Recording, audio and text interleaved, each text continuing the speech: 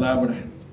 Es un gusto poder estar ante ustedes. Les agradezco su amable audiencia. Cuando usted lo vaya a ver, si es que lo hace, si usted se conecta en vivo, Dios le bendiga. Y si no fuera así, de todas maneras, mi deber es anunciar la palabra, y no solamente el anuncio para los hermanos que están aquí presentes, sino para todos aquellos creyentes que quieran oír el mensaje de la palabra de Dios. Estamos exponiendo o compartiendo, quizás mejor dicho, mensajes basados en la primera epístola del apóstol Pablo a los creyentes, a la iglesia, a los hermanos en la fe de Jesús, que estaban en aquella ciudad antigua llamada Tesalónica. Esa es la razón por la cual se le llama primera a los tesalonicenses. Y ahora vamos a iniciar una pequeña serie versada en el capítulo 4 del 1 al 12. Hoy les hago la primera entrega de esta pequeña serie del capítulo 4, 1 al 12. Así que primera Tesalonicenses, capítulo 4, versículos del 1 al 12, que dicen así: Por lo demás, os rogamos y exhortamos en el Señor Jesús, que de la manera que aprendisteis de nosotros, como os conviene conduciros y agradar a Dios, así abunden más y más, porque ya sabéis qué instrucciones os dimos por el Señor Jesús, pues la voluntad de Dios es vuestra santificación, que os apartéis de fornicación, que cada uno de vosotros sepa tener su propia esposa en santidad y honor, no en pasión de concupiscencia, como los gentiles que no conocen a Dios. Que ninguno agravie ni engañe en nada a su hermano, porque el Señor es vengador de todo esto, como ya os hemos dicho y testificado. Pues no nos ha llamado Dios a inmundicia, sino a santificación. Así que el que desecha esto, no desecha a hombre, sino a Dios, que también nos dio su Espíritu Santo. Pero acerca del amor fraternal, no tienen necesidad de que les escriban, porque ustedes mismos han aprendido de Dios que se amen unos a otros. Y también lo hacen así con todos los hermanos que están por toda Macedonia. Pero les rogamos, hermanos, que abunden en ello más y más, y que procuren tener tranquilidad y ocúpense en sus negocios o asuntos y trabajen con sus manos de la manera que les hemos mandado o pedido, a fin de que se conduzcan honradamente para con los de afuera y no tengan necesidad de nada. Como pueden darse cuenta, hay varias recomendaciones.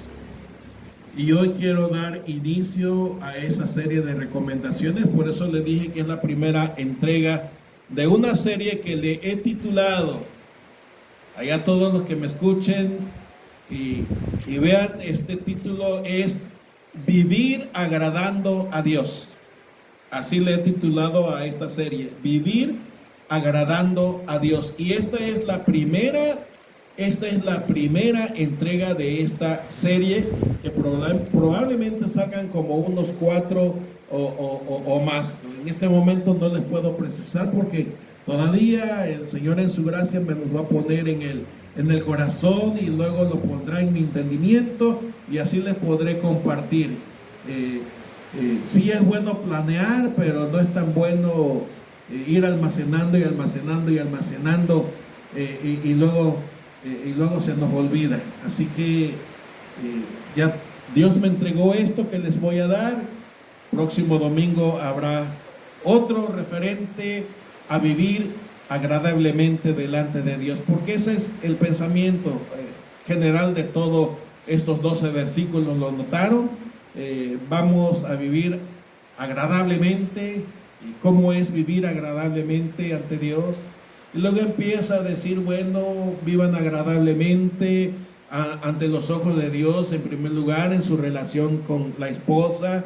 Luego eso refiere a la familia, ¿verdad? Luego a los hermanos de padre y madre, o aunque sea nada más de uno de los dos padres, son nuestros hermanos. Somos nosotros los que a veces hacemos esa diferencia, que mi medio hermano, que mi medio... No, somos hermanos o no somos.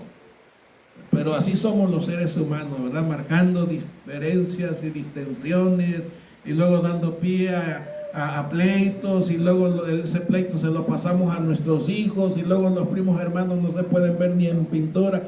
Pero bueno, yo espero que no piensen, el pastor nos va a regañar, ya nos va a insultar. No, les voy a decir lo que enseña la Biblia. Y recuerden que la palabra de Dios fue escrita para instruirnos, para redarguirnos, pero también ¿para qué? Para corregirnos. Y si hay áreas en las que tenemos que corregir, bueno, vamos a poner nuestro esfuerzo, vamos a poner nuestro empeño, vamos a hacer esas correcciones pertinentes en nuestra vida, porque tenemos que vivir agradando a Dios.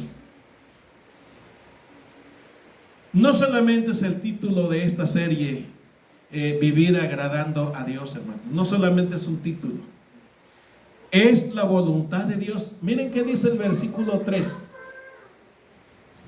Pues la voluntad de Dios es, ¿qué cosa? ¿Cuál es la voluntad de Dios? Usted que me dice, pastor, es que yo no sé qué es lo que Dios quiere para mi vida. Pastor, es que yo no sé cuál es la voluntad de Dios. Pastor, ayúdeme a orar para que yo pueda encontrar la voluntad de Dios. Pero pues sí, ahí está en la Biblia. Ahí está. ¿Cuál es la voluntad de Dios? ¿Es mi idea? ¿Es mi invento? ¿Es que soy muy cocudo y lo descubrí y se lo estoy diciendo? Dios nos lo está diciendo, es para ustedes y para mí también. ¿Cuál es la voluntad de Dios? Nuestra santificación. Y empieza a explicar en qué consiste esa santificación. Ayer en el módulo o en el curso pastoral al que asistimos, me tocó exponer el libro del profeta Isaías. Y nada más en el libro del profeta Isaías, que fíjense qué interesante, está compuesto por 66 capítulos. Isaías, el profeta, tiene 66 capítulos. ¿Cuántos libros tiene la Biblia? 66, qué interesante.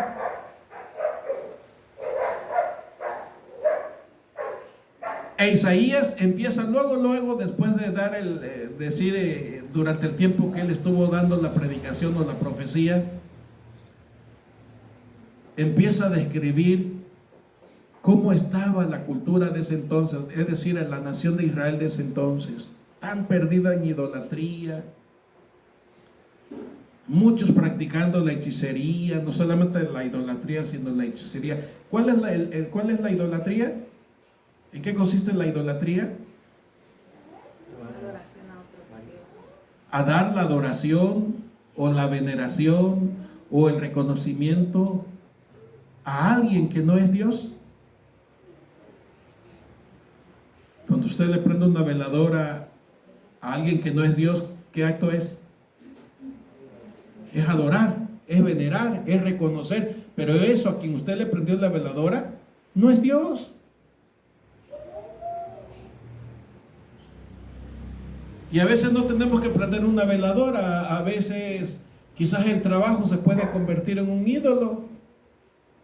Y nunca se viene al culto porque hay que trabajar, ¿no? Pastor, tengo que trabajar. Y por eso les he denunciado. Ustedes, si quieren enojar conmigo, está bien, no pasa nada. Y ustedes dicen, no, yo ya no voy a la iglesia porque el pastor tira pura piedra. Pues es su decisión. Pero mi deber es decirle, mire, Dios dice...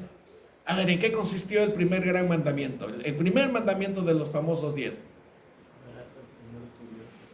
No, antes de eso, ¿cuál fue el primer mandamiento? Ese es el gran mandamiento donde se resume todo, ¿no? Pero el de los 10, ¿recuerdan los 10 mandamientos? Están en Éxodo. ¿Qué dice? No, ese es el gran mandamiento. No es el primero de los 10. No tendrás dioses ajenos delante. ¿Y el segundo cuál es? No te harás imagen.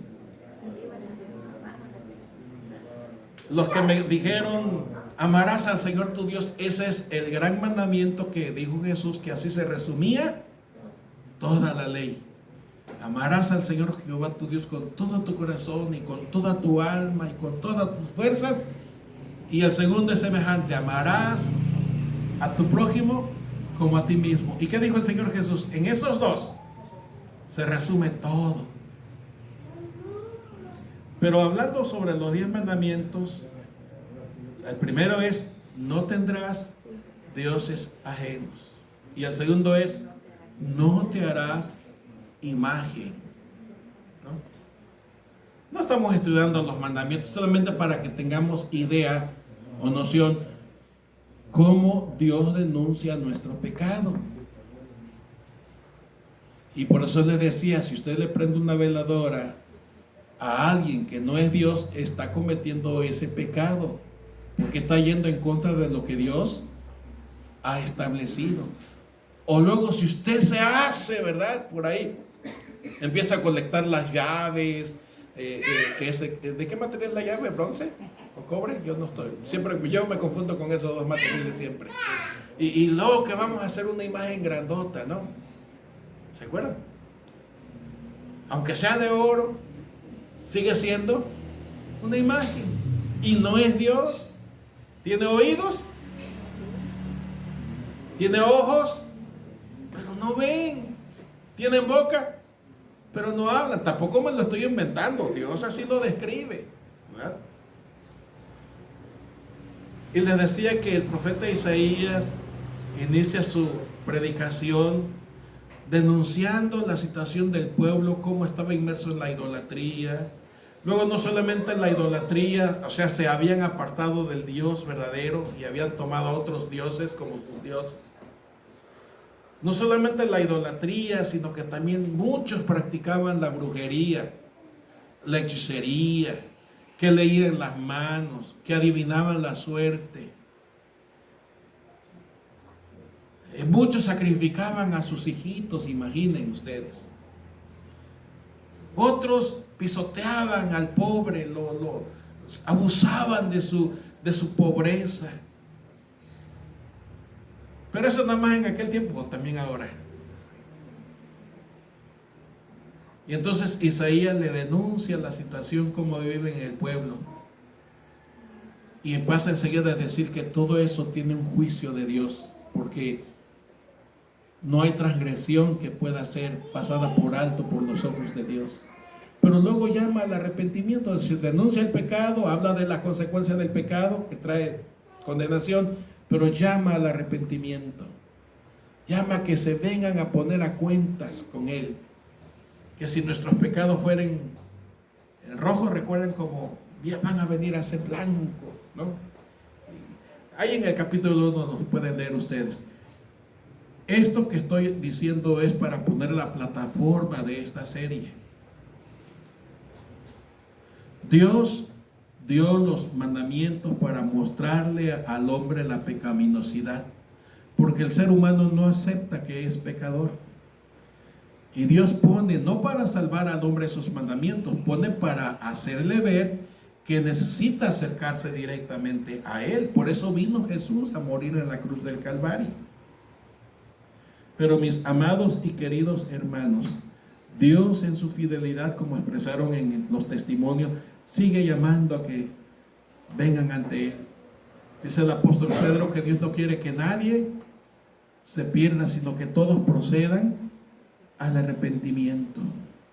Y luego cuando Él empieza a explicarle con más detalles sobre su ley, sobre sus ordenanzas, en el libro de Levítico capítulo 11, luego que Él pone las leyes ceremoniales y religiosas, qué es lo que tenían que hacer para acercarse a Él, Él dice la razón La razón por la cual Él da esos estatutos, esos mandamientos que tienen que ver con la espiritualidad y con la moralidad y con el trato con el semejante. En el libro de Levítico capítulo 11 dice, porque yo soy santo. Yo soy santo. Y lo viene repitiendo. Y les decía que en el libro del profeta Isaías, la palabra santo se menciona más de 800 veces. Más de 800 veces se menciona la palabra santo. A todo esto, ¿qué significa la palabra santo? Quiere decir separado. Quiere decir apartado. Bueno, separado por Dios y apartado del mundo. Separados por Dios y apartados del mundo. Separados por Dios y apartados para Él. O sea, la palabra santo tiene la connotación de ser separados de donde estábamos para ser dedicados a algo nuevo. Y ese algo nuevo es la vida que trajo el Señor Jesús. La vida que enseñó el Señor Jesús. Y la vida que anunciaron los apóstoles y los discípulos de la antigüedad y que sigue vigente hoy día, mis hermanos queridos. Y en Primera Tesalonicenses, recuerden que es una iglesia nuevecita, no tendrán más de un año de ser convertidos a la nueva fe. Esta gente vivía perdidamente en idolatría, en la sensualidad. Ya les expliqué en uno de los mensajes del principio, en el capítulo 1, que como era una colonia romana, había templos también a las divinidades de Roma. Había templo para Júpiter, que es el mismo Zeus de los griegos. Había templo para Minerva, que era la misma era de los griegos, y así sucesivamente. Había un templo para la diosa del amor. ¿Cuál era la diosa del amor?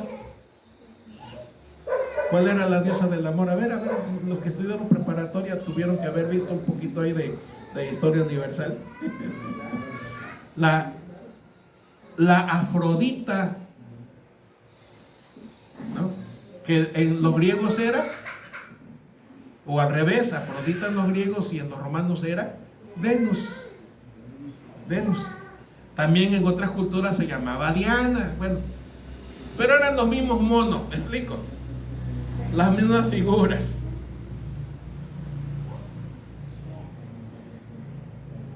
Y esas divinidades la adoraban con pura sensualidad. No, hombre, eso del perrón no es de ahorita. Eso de la lambada no es de hace 20 años. Eso de la que... No, eso no es nuevo. Eso se hacía en aquella época. Y la semana pasada les dije, creo que fue la semana pasada, de que se casaron 3 hombres en un matrimonio que se llama poliamor. No, hombre, eso no es nuevo, ya existía eso. Porque eso viene de la perversión del ser humano, eso viene de la pecaminosidad que hay en nosotros. Por eso dice la Biblia, no hay bueno ni siquiera uno. Pero ahora que hemos conocido al Señor Jesucristo como nuestro Salvador personal, tenemos una nueva vida. Y dice que tenemos que vivir acorde a esa nueva vida. Entonces, cuando yo hablo en contra del licor, en contra de la sensualidad, no es porque les estoy echando piedras, les estoy diciendo lo que enseña la Biblia a fin de que tengamos un mejor estilo de vida. Porque ahora somos hijos de Dios. Antes vivíamos como se nos daba la gana porque ignorábamos acerca de las Escrituras, ignorábamos acerca del Evangelio, ignorábamos acerca de Dios. Pero ahora Jesús ha venido a nuestro corazón. Ahora hemos sido llamados hijos de Dios. Ahora hemos sido llamados ya miembros de la familia de Dios. Ya no somos extraños. Es decir, ya no somos advenedizos, ahora somos hijos de Dios. Se espera entonces que vivamos como hijos de Dios. Por eso en el capítulo 4 y el versículo 1 dice: por lo demás, hermanos, es decir, después de haberles dado todo lo que les dije en el capítulo 3 y les dije en el capítulo 2 y en el capítulo 1, Dice, hermano, les rogamos, les aconsejamos. ¿Y cuál es el medio para rogar y aconsejar? Dice, en el Señor Jesús. O sea, no es porque a mí se me alcanzó decirles que hay que vivir de una manera diferente, ¿no? Estoy tratando de ponerlos en palabras coloquiales para que no haya pretexto alguno. No es que yo descubrí y es que tenemos... No, la Biblia lo dice, la palabra lo dice. No es que es mi puntada pastoral de regañarles y llamarles y fastidiarles la vida. No, dice, les rogamos, les aconsejamos en el Señor Jesús. En su nombre les decimos estas palabras. ¿Y cuáles son esas palabras? Que de la manera que aprendieron de nosotros, porque Él les enseñó sobre la vida nueva. Y cómo es conveniente conducirse, ¿no? Y ¿qué cosa? Agradar a Dios. Así que ¿cuál es el blanco que nos está enseñando aquí la Biblia? Agradar a Dios. Agradar a Dios. Ese es el centro del blanco que se nos está diciendo. ¿Se acuerdan que un blanco es un círculo allá con otro círculo pequeño en el centro? Y el que le pega en el centro, que se dice, dio en el blanco. Ese es el blanco, hermanos. ¿Cuál es el blanco? Agradar a Dios. Y luego, ¿cuál es el consejo? Ya se nos dio el blanco, ya se nos dijo cuál es el centro, ya se nos dijo qué es. Ahora, ¿cómo? Denle en el blanco, pero ¿qué más dice? Abunden. O sea, el deseo de Dios, el deseo del Espíritu Santo es que le demos en el blanco y ¿qué? Y que le sigamos dando en el blanco, que no le demos a otro lado, que no desviemos nuestra atención a otro lado, que no. Y miren, el diablo es bien astuto. ¿Cómo nos quiere distraer en esta mañana? Porque Dios nos está revelando su voluntad. ¿Por qué digo que nos está revelando su voluntad? Porque en el versículo 3 dice, esta es la voluntad de Dios. ¿Cuál es la voluntad de Dios? Es decir, que siempre estamos viviendo en el centro del blanco que Dios nos ha establecido. Y si vivimos en el centro de ese blanco que Dios ha establecido, dice, estamos viviendo de una manera que a Él le agrada. A ver, ¿quién no quiere vivir agradablemente delante de Dios? Levante su mano. ¿Quién no quiere vivir agradando a Dios? Levante su mano. No, escuchen lo que estoy diciendo, escuchen lo que estoy diciendo. ¿Quién no quiere vivir agradando a Dios? Todos tenemos el deseo de vivir agradando a Dios. Pero resulta que pretendemos agradar a Dios con un pie en las cosas de Dios y con un pie en el mundo. ¿Y cuál es la exhortación del apóstol Juan? No améis al mundo. ¿Y luego qué dice? Ni las cosas que están en el mundo. O sea, no está diciendo que nos vayamos a vivir una cueva como antiguamente lo hicieron, ¿no? No está diciendo eso. Ni que nos encerremos en una casota para vivir ahí. Tampoco, porque ya se hizo eso y fracasó. Ya se vivía en cuevas apartadas y fracasó. Ya se vivía encerrados y fracasó. Porque el asunto no es una separación física, sino es una separación espiritual. Es decir, la maldad está dentro de nosotros. Por eso, aunque queremos agradar a Dios, no siempre lo hacemos. A veces, ¿verdad? Allá en el mundo algo nos cierra el ojito y corremos. O a veces lo que está dentro del corazón, ese gusanito que anda caminando por ahí, ¿verdad? Nos sale por un lado, a veces que por la boca, a veces que por la nariz. Bueno, alguien ha dicho que el diablo trabaja mucho a través de nuestros ojos. Entonces lo que vemos queremos, ¿no? Lo deseamos.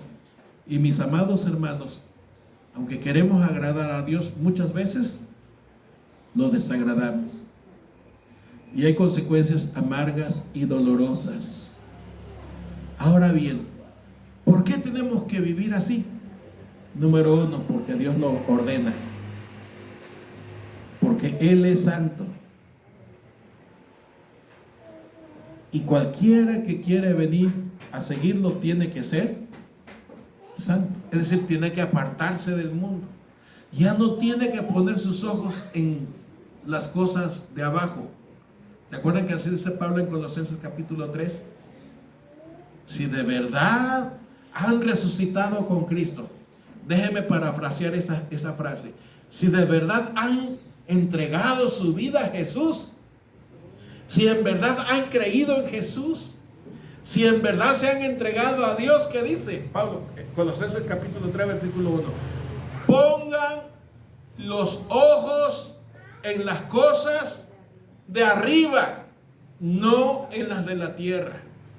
Y esas cosas de arriba se refiere al Señor. Se refiere a su palabra. Se refiere a sus mandamientos. Se refiere a todo lo que Él ha establecido como elemento de las cosas de arriba.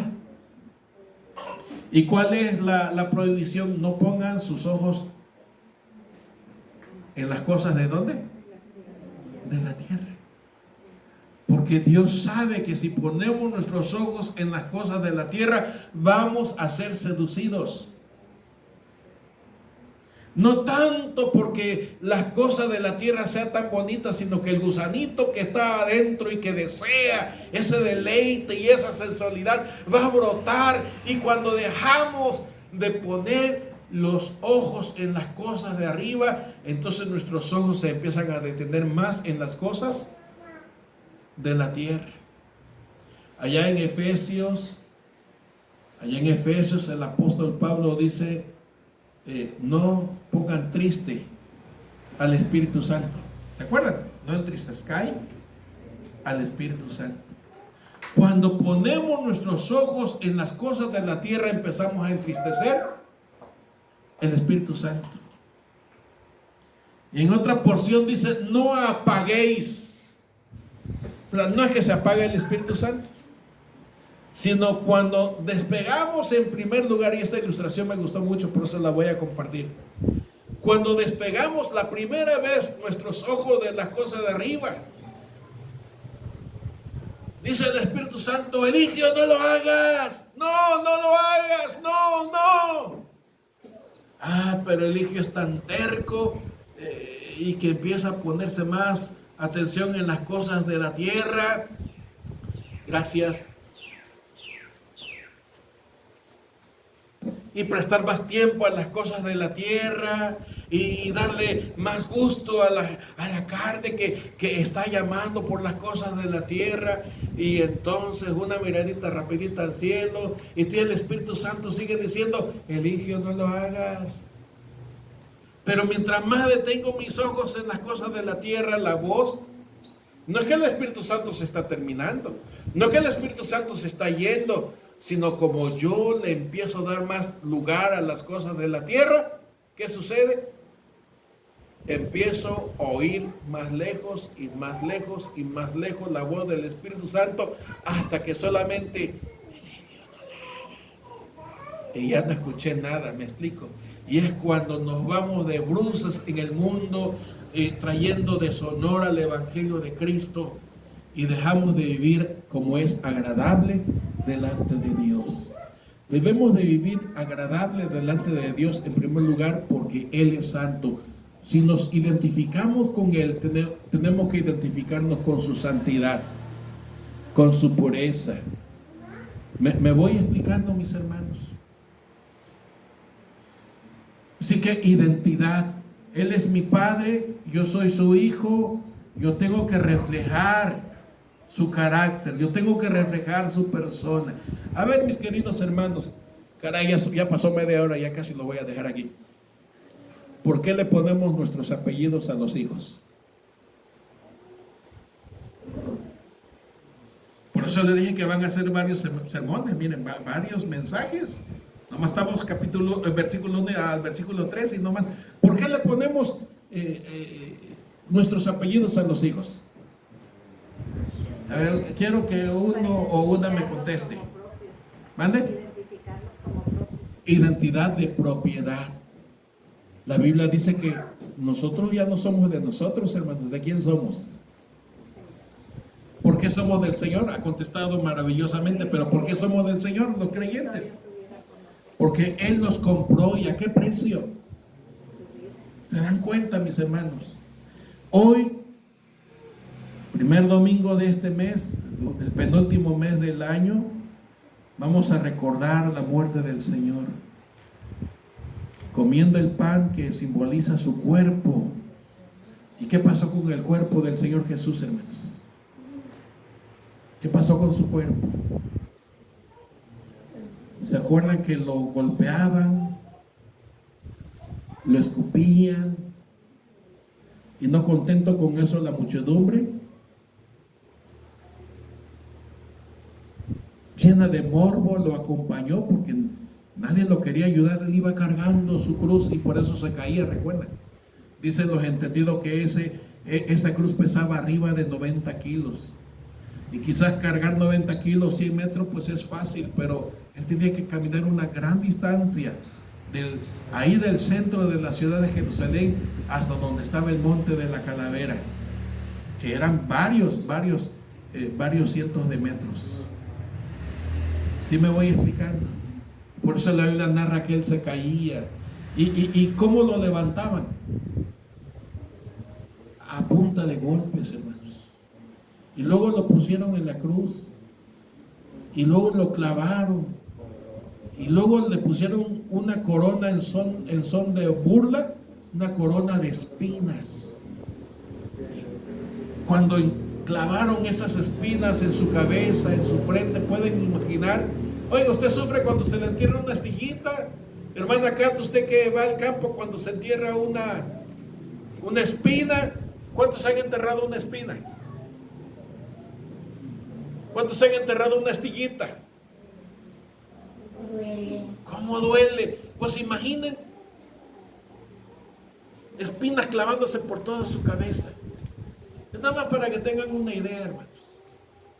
Dios tiene razón en exigir que seamos santos, que vivamos agradándole. Miren todo lo que Él hizo para que usted y yo fuésemos hechos libres, como cantamos. Miren todo lo que Él vivió o experimentó para que usted y yo pudiéramos ser llamados hijos de Dios. Por eso Él quiere que vivamos agradándole a Él, no a nosotros, porque ya no somos de nosotros, Él es nuestro dueño. Amén. Él nos compró a precio de su sangre. Y Él no quiere que vivamos para este mundo, Él quiere que vivamos para Él, mis hermanos. Y para eso nos dio herramientas y nos dio instrucciones. La herramienta es su palabra. Permítanme usar la expresión herramienta. Otro gran elemento que ha sido tan manoseado, el Espíritu Santo. Nos los dio, hermanos. Y no nos los dio como un premio de nuestra buena conducta. Nos los dio como un regalo de gracia para autenticar el perdón de nuestros pecados, para decirnos: ese es el principio de lo mucho más que tengo preparado para ustedes. Como decía Pablo, cosas que ojos no han visto, que oídos de hombres no han oído, y que ni siquiera han subido a la imaginación del hombre, son las que Dios ha preparado. ¿Para quiénes? Para los que le aman, dice la Biblia. Por eso, hermanos, Dios quiere tener algo especial para usted y dice que tenemos que vivir agradándole. Termino. Lo que usted hace agrada a Dios. Lo que usted piensa agrada a Dios. Lo que usted habla agrada a Dios. Esos gustos que usted tiene son gustos de usted o son gustos que le agradan a Dios? Yo ahí se lo dejo, piensen. Nuestra congregación no hay leyes, no, que aquí no se aceptan a las mujeres que traen pantalones, no, que aquí no se aceptan a las mujeres que traen aretes, no, que aquí no se aceptan. No. Usted es su propio juez delante de Dios.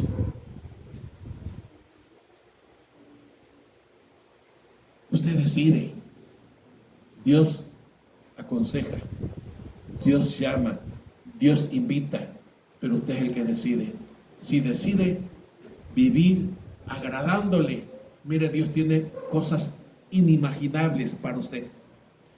Y si usted decide no agradarle, vivir la vida como quiera, aunque es hijo de Dios, y usted dice, pues aunque sea con un rinconcito en el cielo, con eso me conformo. Recuerden que allá en Apocalipsis dice que Dios tiene unos libros donde todo está registrado. Y usted puede decir, Señor, pero yo no hice eso. Y quizás le vaya a pasar con eso de que estamos con la tecnología, ¿no? Un proyector. Y quizás usted va a decir, no, ese yo no soy. ¿Se acuerdan lo que sucede? No, ese yo no soy. Pero ahí, rápido se va a agrandar la imagen, ¿no? Bueno, es que era mi gemelo, ¿no? Pero ahí le va a decir la fecha y la hora. Dios lo sabe todo, hermanos. Entonces, no le estoy echando miedo, le estoy diciendo, miren, ¿por qué Dios dice que debemos de vivir agradándole? Así que cuando su pastor, y no me refiero a mí solamente, cualquier otro pastor, le habla de la vida santa, de la vida dedicada, que hay que cortar de cuajo con ese gusto, que hay que cortar de tajo, yo dije cuajo, tajo, ¿verdad? Esa sensualidad, ese deleite. Y tenemos que romper con esas cosas. Pero no es que yo se lo estoy mandando, no es mi puntada. Estoy diciendo, Dios dice que debemos vivir agradándole. Y la primera razón es porque Él es santo. Segunda razón, porque Él es nuestro Padre. Tercera razón, porque nosotros ya no somos de nosotros, le pertenecemos a Él, porque nos compró a precio de su sangre. Que su palabra sea la que llame a nuestra conciencia y a nuestro corazón. Que sean muy bendecidos y que la palabra nos guíe para honrar y glorificar a nuestro Señor. Dios les bendiga, mis queridos oyentes. Bendiciones.